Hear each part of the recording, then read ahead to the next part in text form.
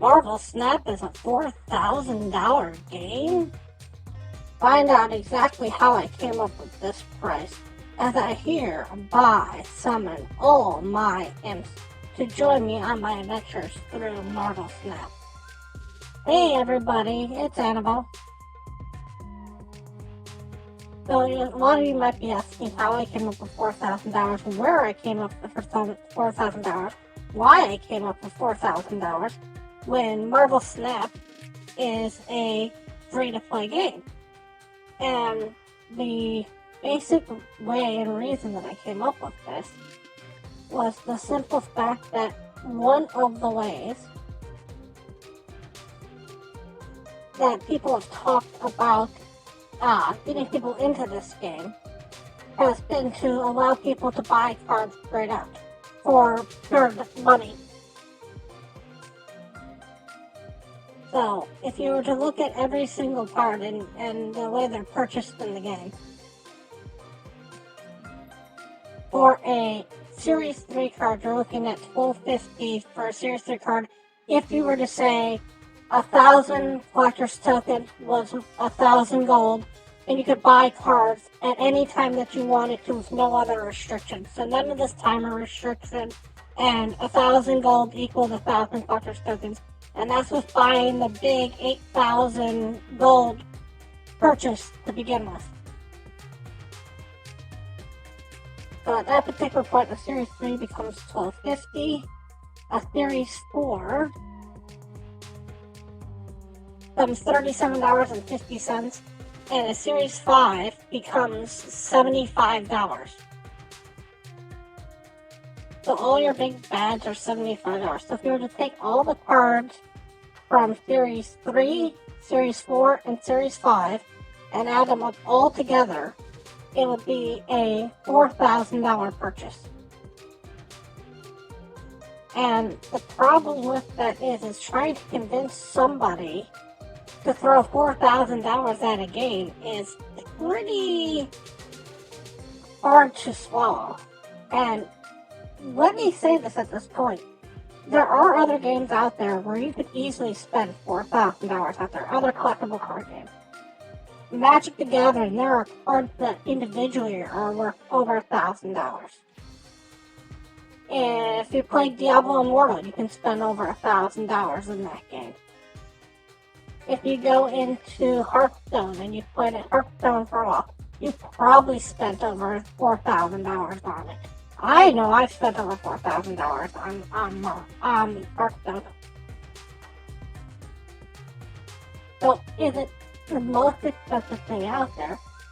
No, but on the other hand, it makes it really hard to get somebody into this game because right now that's going to be the floor. Come next week, come next month, it's not going to be $4,000 anymore. That's today's price for every 3, 4, and 5 pop card in the game if you could buy them straight out. That's today's price. Tomorrow when the next card drops on Tuesday, just tomorrow when the next card drops on Tuesday, that price goes up by another $75. Now, do you need to buy every single card of Marvel Snap? No. Are there other ways to get more value out of cards? To look for better options?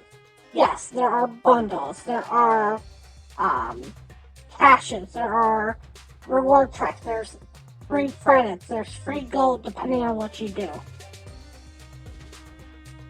But all of that is even time, is money, because it's an investment you gotta make. You gotta put your hard-earned physical time into this game to get that back.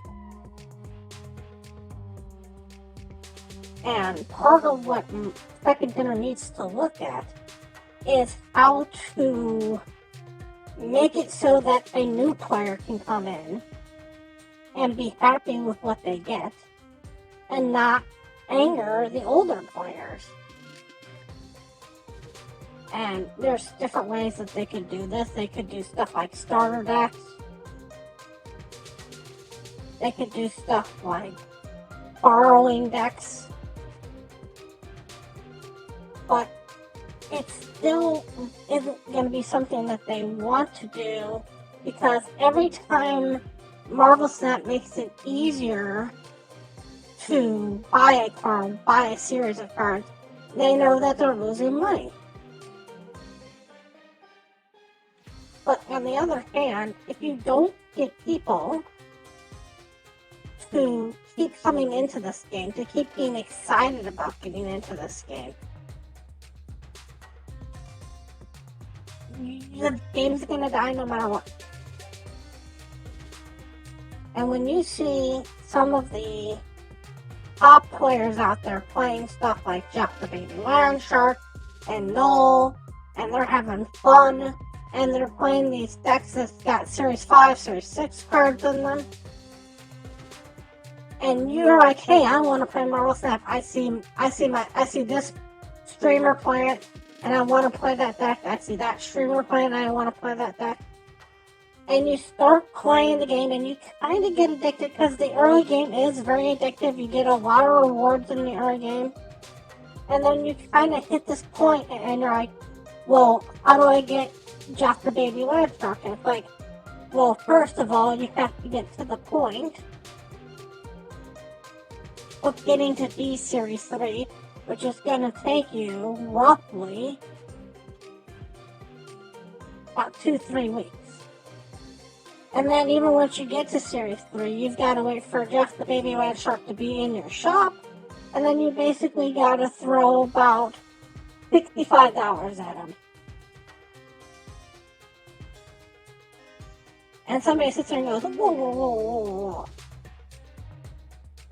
Nobody ever said that it would have to take that much time and that much money to get one single card. And you almost kind of feel like you got the rug pulled out from you. I really hope that at some point the community looks more into ways that we can make this game better for newer players that might not cost Marvel Snap money. Maybe like some way where you could bring down cards, or let certain cards be lent out for a while. Imagine if there was a deck of the week. Just Marvel Snap had a deck of the week that was the featured deck of the week, that from Tuesday at 2 o'clock, Tuesday noon Pacific time, because that's the time when everything resets, till the next Tuesday at noon Pacific time, anybody could play this deck for absolutely free. And it had big cards in it that you could play with, bag cards in it that you could play with, maybe even stuff that worked with who the week was or who the month was. Maybe leave the cards out of there that are like the known series cards for this week, so that way you don't get the gold or you don't get the credit. That's fine. Then somebody could sit there and go, wow, every week I have a deck that's fun to play. Imagine the videos that you can make of like how to play this deck for this week. The metas where it's like, this deck's going to be very popular this week. Here are the counters for it. And that doesn't really cost money for Marvel Snap, because again, it's a lent out item. But it would make more people want to play the game, care to play the game. Anyways, I want to thank you all so much for watching, and as always, remember, play for fun.